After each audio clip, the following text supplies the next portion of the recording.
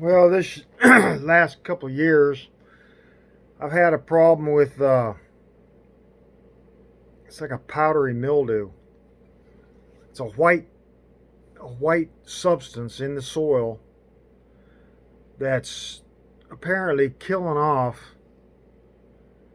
my tomato plants. And they say this powdery mildew,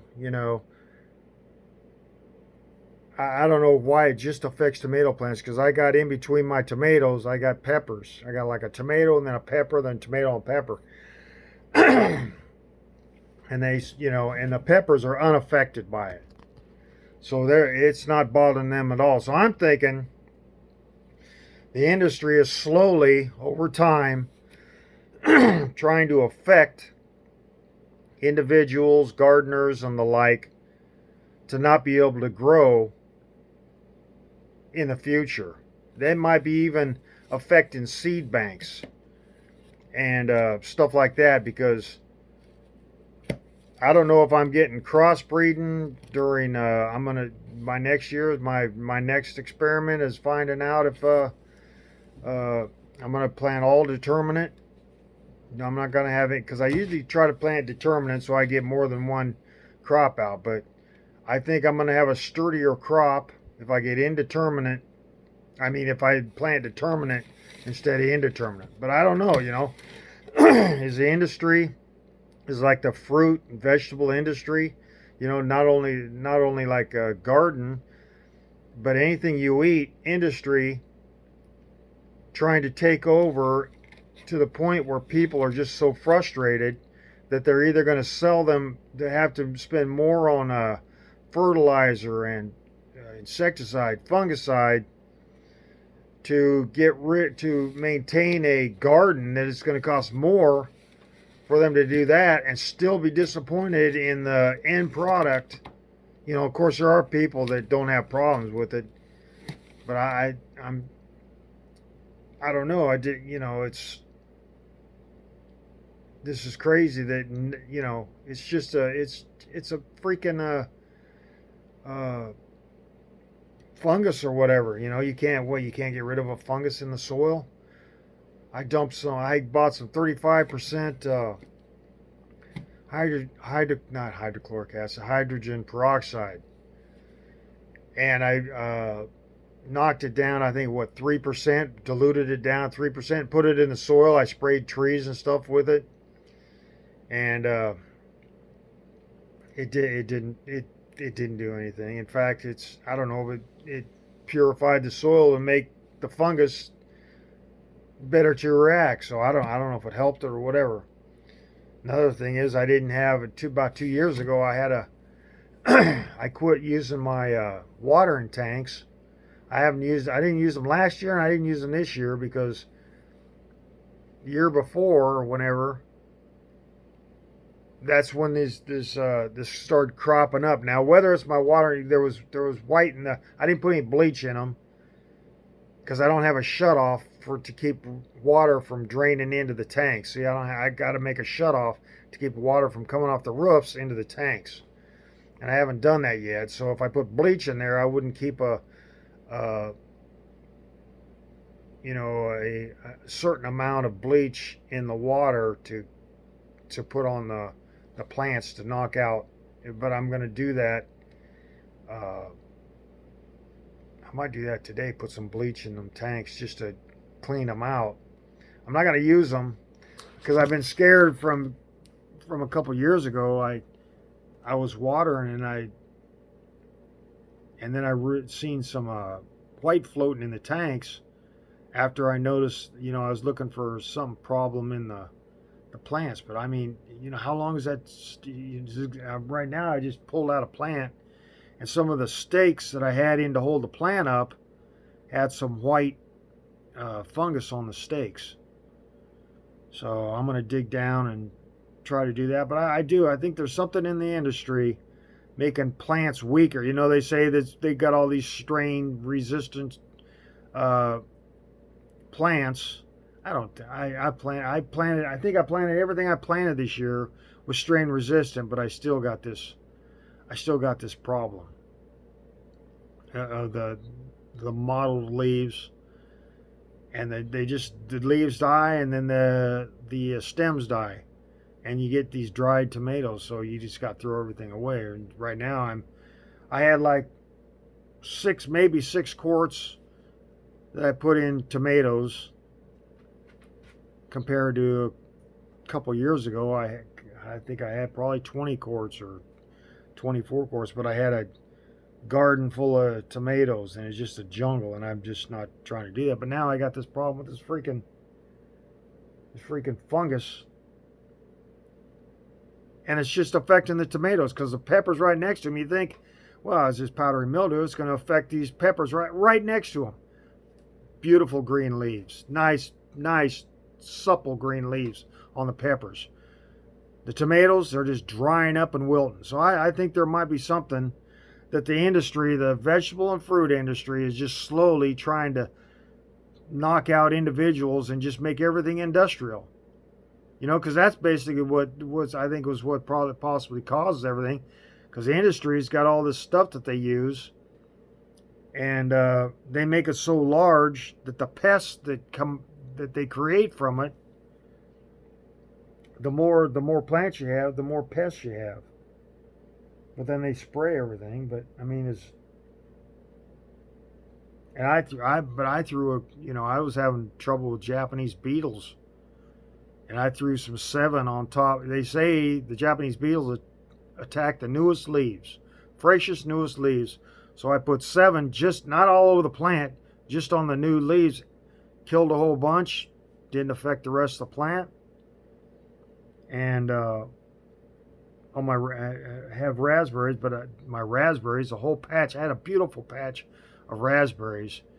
And now, well, last year it rained so much that I think they're sitting kind of in a low part, and it kind of got almost totally killed out. I got probably 10 raspberry plants now compared to what I had. It was like maybe a 20-foot by 20-foot patch of raspberries, but it was overgrown. But now they've died off where they basically down where it was wet. So all I got is the higher part of my raspberries that are making it. But I think the industry is trying to put individuals out and make them buy store-bought food. You know, maybe 100 years from now. You know, I mean, look at gardeners. I mean, of course there's gardeners. You see gardeners, but you know, on YouTube and stuff, and you see books. But I mean, is gardening growing, or is it just more media involved? You know, where people are writing more articles about it, as opposed to back 40, 50 years ago, where, you know, everybody was gardening, but, you know, it was just word of mouth spread from, you know, person to person. Where now it's like, well, they've got somebody in this city, it's people in this city, but it's not like everybody's got a garden in their backyard. I'm not talking flowers, I'm talking vegetables, fruit, stuff like that you can eat. But I don't know, is it growing or is it dissipating because of the disappointment and all the stuff you have to do? And they keep saying, well, you pay, you know, because you buy a seed packet, $3.49. You open up the seeds, you get a small baggie with 10 seeds in it. Like if I get chili peppers, like my Scotch bonnets, they got like 10 seeds. You're paying like $3 for 10 seeds in a packet of seeds. And I'm going to start, you know, can you buy online? I mean, you know, who's not responsible, who's respectable, you know? I mean, are they like not conspiracy, but I mean, if it is a conspiracy to overthrow the individual gardening market, so everybody's just forced to buy store-bought vegetables and fruit because the industry doesn't want anybody, you know, taking away any profit. If they want to eat fruit and vegetables, they're going to have to buy it from the stores, basically. What they think, we don't want gardeners out there gardening. We want them to be reliable on us, you know, relying on us to supply them. That's ridiculous. You know, that's communistic. not being able to grow your own. Of course, there are people that have beautiful crops, but I've done it without. I used a little fungicide this year, but now I haven't really use that or insecticide. A little bit of 7 last year. Now I buy it, but then I think, wow, I don't want this to eat. If I got ladybugs out there, or if I got bees and butterflies, they don't want you doing that. But if you don't put it on the flower, which some of these stupid Japanese beetles, they'll eat the flowers. But if you put them on just the new leaves, I think that's it's the individuals are just now coming up with how these bugs, where they attack. But used to be you have to spray the underside of it. You just soak the whole plant and then soak the soil around it and this, that, and the other, and using 1 gallon or more per plant. I mean, it's ridiculous, all this stuff you have. The industry's not soaking each and every plant. If you go to like a industry where they're growing vegetables, like you got all those tomato growers, they're not, they don't have this kind of problem. So yeah, I think it's plants for industry. They're not growing as much for taste. And all this these GMO scientists, they could develop these plants better than they do. In fact, that's what they were supposed to do, is create a healthier help put a healthier thing, but they grew it for the industry. Everything's grown for industry.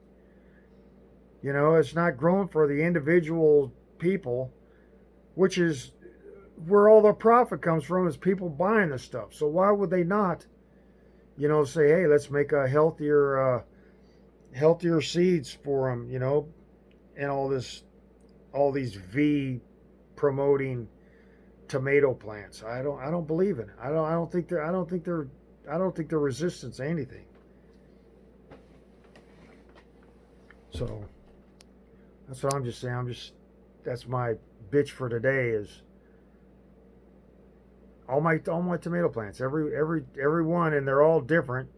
I got 3 or 4 different kinds of tomato plants, and they all got the same thing. And my pepper plants right next to them are immaculate green, and they're beautiful looking.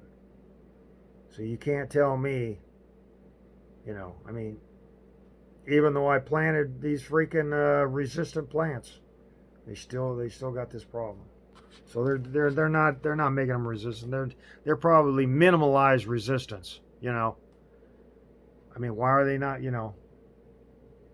What are they gonna have to do? Start grafting tomatoes onto pepper plants? Like the graft trees. They say that's only for quick growth. Another industry thing is that the grafting was originally designed to promote quick growth for the industry of fruit growers and nut growers. That's what grafting trees was originally intended for, and that's what they still say. They don't live as long. If you plant a tree from seed, like say I got some seeds from this guy I delivered to, and there was some farmer that visited this place that he knew some guy that had pecan trees here in Iowa, and he brought in a sack full of pecan seeds. Well, I planted those seeds, and I had two of the seeds out of 4 that I planted that started rooting, but there was a bunch of ants going around, and I thought, man, these ants are going to eat up the roots. So I dug them up and put them in pots for the summer, and I went to pick them up, and they had quit growing. So I totally screwed the pooch on freaking planting. I could have had me some beautiful pecan trees right now. Of course, who knows what would have happened. But I should make a trip out there, and I might make it this fall and go out there to that place and ask them if they, or I might call that, I'm not going to call them up. It's a ways out there for a trip to find out if that guy's got any more pecan seeds this year. Find a farm. He knew a guy that had, I thought, man. And, to trust these people, I've called up, or I've email clubs, like nut growers clubs, to say, hey, where's a good place where I can get because there's some Iowa pecans that were brought up by Indians along the Mississippi River that were grown in Iowa that over hundreds of years went to be able to develop pecans up here in Iowa. So they have and now they got them in Wisconsin. They got some, but all they're trying to do is they sell these Illinois strain. There's an Illinois strain of pecans that aren't as hardy in Iowa as they are in Illinois, which is I'm guessing they were down more around Kentucky, Arkansas. The lower, it must have been the lower tip of Illinois or something like that. Is where they were are growing them. I don't know, but they say that there's there's seeds from like Michigan and Wisconsin, pecan seeds, that are able to grow. But I had freaking there's this farmer in Iowa who's just got his own private little grove of pecans that I don't know how long he's been growing them for. But I had a couple of them. I'm gonna see. I'm gonna drive over there one of these days. It might be a day off or something. I'm gonna drive over there and see if that farmer's still over there, going to that place that I delivered to. But anyway, I think the industry is trying to knock individuals out, and there's probably other people that thinks the same thing, that they would love everybody just to buy from the industry, from supermarkets, from store-bought vegetables and fruit, instead of growing in your backyard and growing for yourself. For in times like, well, look at this, a pandemic. Instead of going to a store, you'd have your own supply. What if the next thing hits and the stores, it's such a sickness that people can't work in stores, and so nobody delivers to them, and this crop just dies, and the only way, what are people going to eat if people can't eat? It's such an epidemic that people don't want to even work in a store because it kills so many people. Who knows if this ain't brought on by secret government influence, or not even government, but elitists that say we want to control an industry, monopolize an industry. We want everybody buying from stores. And I don't know about gardens. I think there's less gardens now than there was when I was a kid, because I think, when I remember riding around bicycle neighborhoods and stuff when I was a kid, everybody, even though might have been a small garden, they all almost a lot of people had gardens back then. I mean, you'd always see somebody out in their backyard. Now, you see them mowing their yard, this, that, and the other. Of course, farmers, they have gardens. More than likely, they have a garden. But I think it's, unless you get industry plants, which I'm sure are way stronger resistance to stuff than, and they could adjust flavor. The sweeter things are, the more closer to sweet, because sweet is almost rotten.